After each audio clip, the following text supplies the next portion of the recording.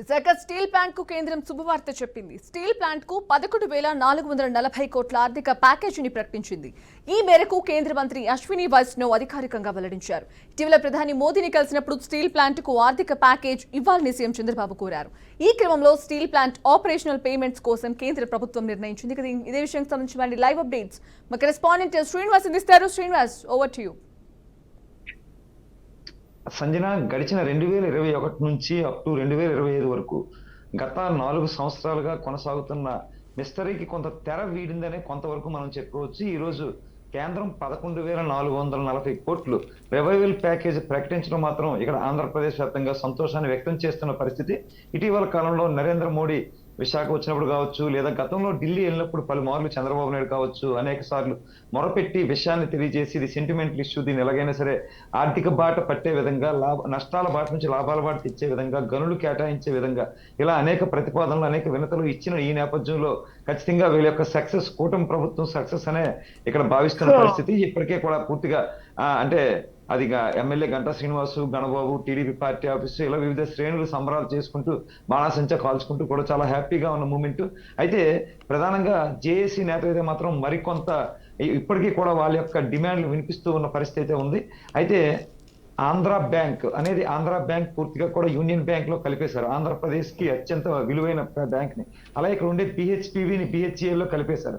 ఇలా ప్రధానంగా లాభాల బాట ఉండి గుర్తింపు ఉన్నవి కలిపేశారు కదా. ఇప్పుడు ఇదే స్టీల్ ప్లాంట్ ని సెయిల్ లో విలీనం చేసి పూర్తిగా కూడా అంటే 1,00,000 కోట్ల ప్రతిపాదనతో సెయిల్ ని ఎక్స్పాన్షన్ చేసే ఈ పరిస్థితుల్లో ఈ స్టీల్ ప్లాంట్ కూడా అందులో కలపమని డిమాండ్ అయితే వినిపిస్తా ఉంది.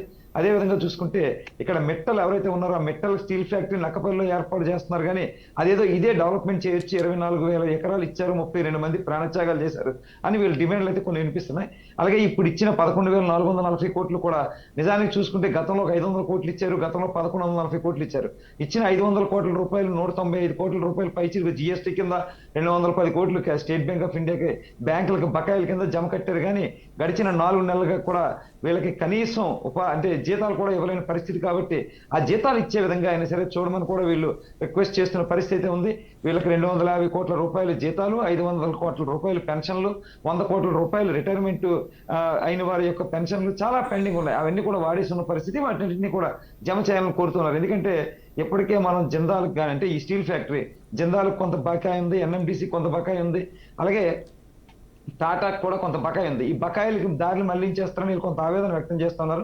అదే విధంగా చూసుకుంటే 2021లో కేంద్ర క్యాబినెట్ ఏదైతే కూడా అనౌన్స్ చేసిందో ప్రైవేటీకరణ చేస్తామని, అదే కేంద్ర క్యాబినెట్ ఈ రోజు మళ్ళా కూడా క్యాబినెట్ లోనే ప్రైవేటీకరణ చెయ్యబోం అని అనౌన్స్ చేయాలని డిమాండ్ అయితే చేస్తూ ఉన్నారు. అలాగే గనులు కూడా కేటాయించాలని కోరుతూ ఉన్నారు. 0.7 మిలియన్ టన్నులు మాత్రమే ఉత్పత్తి ఉన్న కర్ణాటక అయితే, కర్ణాటక స్టీల్ ప్లాంట్కి 15,000 కోట్లు ఇస్తే 7.3 మిలియన్ టన్నులు అంటే దానికంటే 10 times అత్యధికంగా ఉన్న ఈ విశాఖ స్టీల్ ప్లాంట్ కి అంటే 15,000 కోట్లు అంటే 1,50,000 కోట్లు ఇవ్వాల్సిన అవసరం ఉందని కూడా డిమాండ్ చేస్తూ ఉన్నారు. ఏ విధంగా అంటే కార్మికుల జీతాల కోసం, కార్మికుల పెన్షన్ల కోసం, సెయిల్లో విలీనం కోసం, గనుల కేటాయింపు కోసం, అలాగే అత్యధికంగా నిధులు కేటాయించడం కోసం కూడా వీళ్ళు డిమాండ్లు వినిపిస్తున్నారు.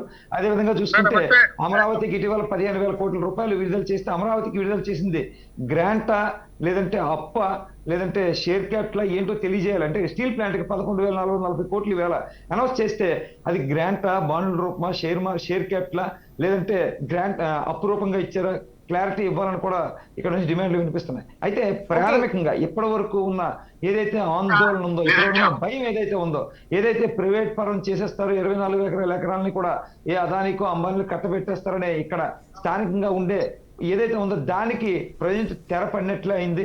ప్రస్తుతం అయితే కనుక కేంద్రం 11,440 కోట్ల రూపాయలు ఇవ్వడంతో అంత కొంత ఊపిరి పీల్చుకున్న పరిస్థితి.